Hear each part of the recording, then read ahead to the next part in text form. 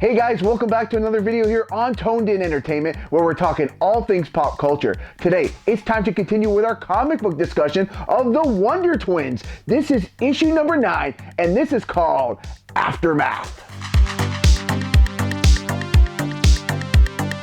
Issue 9 starts off inside the twins' apartment as Jayna and Zan are getting ready to head off for a day of work at the Hall of Justice. All the while, they have a new house guest, the recent jail escapee, Polly Math. Polly tells Jayna she wants to know where her dad might be and what info Jayna has. Jayna tells her she'll fill her in when she gets home. Jayna asks if she thinks her friends that escaped with her will be okay out in the city. She tells Jayna to just stop pretending that she actually cares. As the twins exit their apartment, Batman has shown up in the Batwing. He tells the twins their tour duties are canceled for the day and that Superman needs help. Zan, all excited, questions Batman that he needs the Wonder Twins' help. Batman tells him no, that he is Superman's backup. Now here on Zargornia, we see that Superman is surrounded by a small army. One of the soldiers tries to tell Superman that the refugees are in this country illegally. Superman replies, "So am I." From the distance, we see that a soldier has his eyes set on Superman while pointing a kryptonite cannon at him. One member of the army tells the soldier wielding the cannon that they only have one kryptonite shell, so he better not miss. Superman is told that the army has guns, numbers, and the law on their side.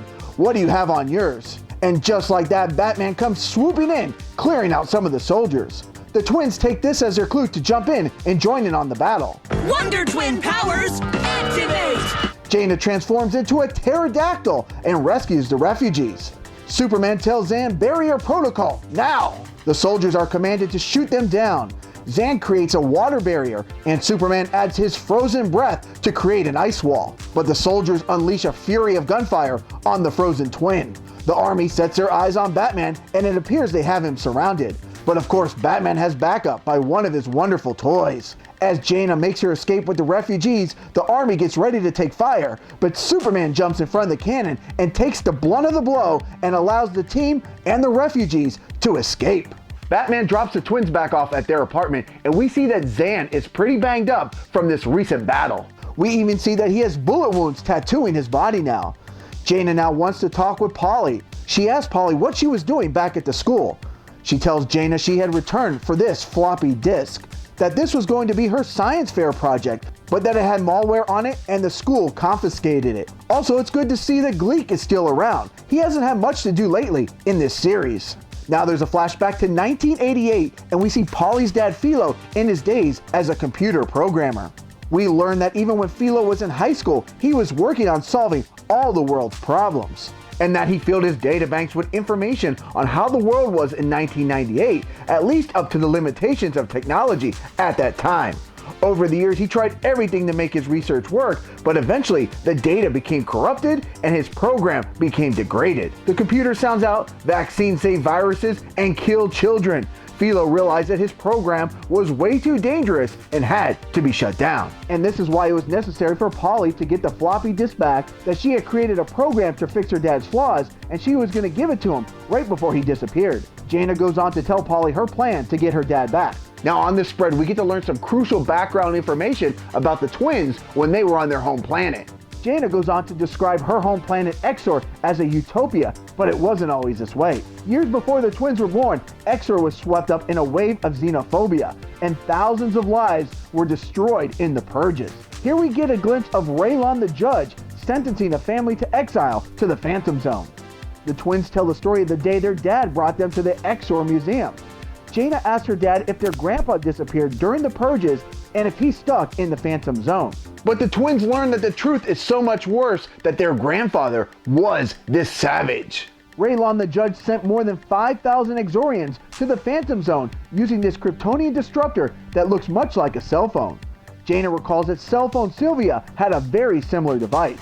The twins think back to how other people on Exxor treated their family and that their father had sent them away for hopes of a better life because no one would ever trust her family again. Jayna says that before she left her home planet, she decided to take her grandfather's secret journal. Inside of his book, not only did he recall how he would send people to the Phantom Zone, but also how he could get them back. Now we get to check up on our old pal, the Scrambler, who's still locked up at Lexicon Prison. A guard tells him it's time for his 15 minutes of computer time. The Scrambler sees this as his opportunity to send out his email to Polymath server that would scramble the consciousness of everyone on the planet. As the Scrambler clicks away to unleash his villainous plan, he gets no response. And just like that, his 15 minutes are up, and the guard drags him back to his cell.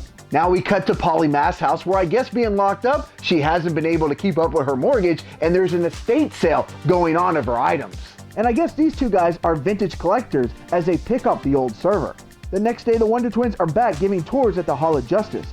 Zan makes it known he's available for selfies. Jayna's in the break room where an impatient Flash waits for his food to finish in the microwave when Superman walks in. Superman asks how she's doing. She tells him she's not sure as she has a lot on her mind, and that she's also feeling guilty about the things from her past. Superman tells her essentially to learn from the mistakes of our ancestors, that we are often born into these situations, but that doesn't mean they can't be fixed and doesn't mean that we can't create something better. Now we see the two guys from the estate sale as they set up the old server, connect it to the modem, and jump online.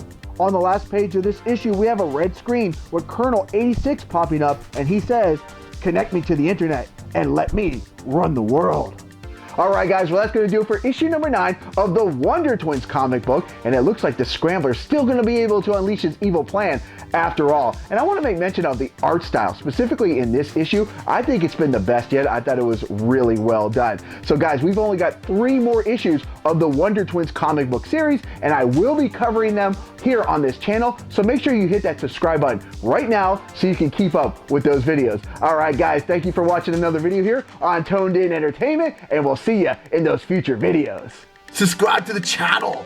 Do it. Go now. Do it now.